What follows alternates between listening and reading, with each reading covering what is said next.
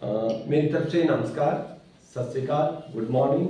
ये वीडियो हिंदी भाषा में है और इसके टाइटल है भारत से कनाडा जाने के 5 बड़े रास्ते।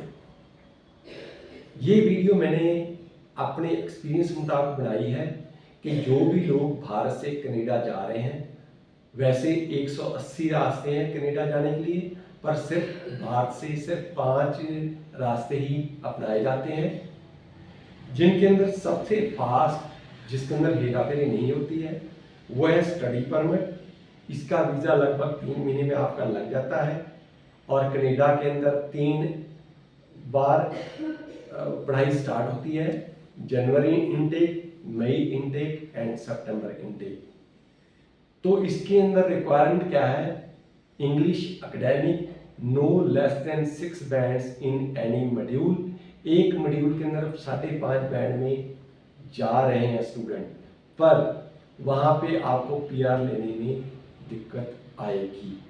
Number 2, work permit. देखो क्या होता है कि वर्क परमिट के पर जाने के लिए 4 मोटे बड़े तरीके हैं। यदि आप इंग्लिश जनरल मॉड्यूल का एग्जाम दे चुके हो, यदि आपके पास नो लेस देन 6 बैंड है, तो आपकी फाइल एक्सप्रेस एंट्री में लगेगी। इसके पर कम से कम पैसे खर्च आते हैं। यदि आपके पास 5 बैंड है तो आपकी फाइल पीएनपी में लग सकती है, या आजकल जैसे कनाडा ने सिस्टम फॉलो किया है कि ट्रेड कैटेगरी की वो ड्रा निकालते हैं, उसके अंदर कई बार 5 बैंड वालों के भी नंबर लग जाता है।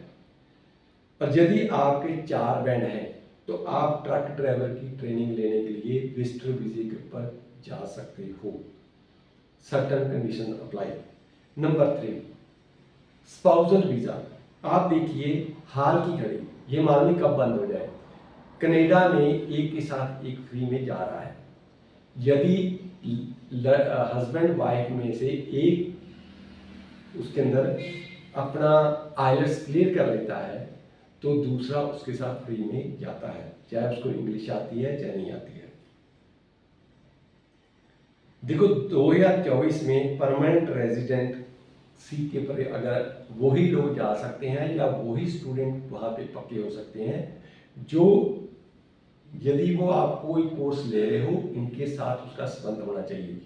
नंबर 1, नहीं तो आप वहाँ पे पीआर नहीं ले पाओगे, फिर आप वहाँ मुर्दाबा करोगे, सड़कें बंद करोगे, हंगामा करोगे, जो कि कनाडा के कानून मुताबिक नहीं है। नंबर 1, कंस्ट्रक्शन वर्कर, जिसके अंदर electrician, carpenter, plumber, diesel mechanic, motor mechanic, truck mechanic आदि आते हैं। और ये कोर्स आप किसी भी आईटीआई इंडस्ट्रियल ट्रेनिंग इंस्टीट्यूट से कर सकते हो। कुछ कोर्स 1 साल के होते हैं, कुछ कोर्स 2 साल के होते हैं। लड़कियों के लिए cooking, care giver, beauty parlour, computer operator and programming assistant, fashion designing के कोर्सेज इसमें आते हैं। Number 2, truck drivers. यदि आप कनाडा में जाकर ट्रक ड्राइवर के तौर पे काम करना चाहते हो, देखो कनाडा में क्या है कि ट्रक ज़्यादा है, ड्राइवर कम है, और इनको 4 बैंड इंग्लिश के साथ भी आप वहाँ पे जा सकते हो। हॉस्पिटल स्टाफ, अगर आप nursing, care giver, dental technician, ophthalmic technician, X-ray technician, ECG technician, किसी तरह का भी आप काम कर रहे हो जिसके अंदर आपके पास 1 साल से लेकर 3 साल का तजर्बा है, आप कनाडा जा सकते हो। आगे है स्टेम, STEM।